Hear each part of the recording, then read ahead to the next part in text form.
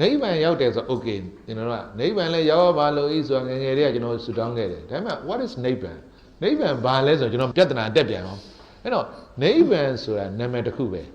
နိဗ္ဗာန်ကဘာလို့နာမည်ပေးထားအောင်ဆင်းရဲတွေကုန်သွားတာဆင်းရဲတွေငြိမ်းသွားတာဆင်းရဲတွေမရှိတာ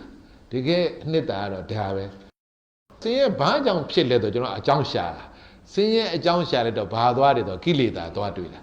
အဲ့တော့ဒီကိလေသာကြောင့်ဘာတွေလောက်ရတာအကုသိုလ်တွေဖြစ်တယ်ကျွန်တော်တို့က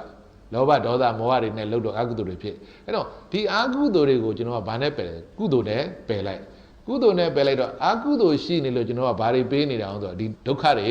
ဖြစ်နေတာဆင်းရဲတွေဖြစ်နေတယ်ဆင်းရဲဘာကြောင့်ဖြစ်လဲလို့ရှာလိုက်တော့လောဘအကုသိုလ်ကြောင့်ဖြစ်တယ်အဲ့တော့အကုသိုလ်ကုသိုလ်နဲ့လည်းပယ်လိုက်တော့အကုသိုလ်ကုန်လဲတော့ဆင်းရဲရှိသေးလားအဲ့ဒါပဲနိဗ္ဗာန်ဆိုတာပဲဆင်းရဲတွေငြိမ်းသွားတာပဲနိဗ္ဗာန်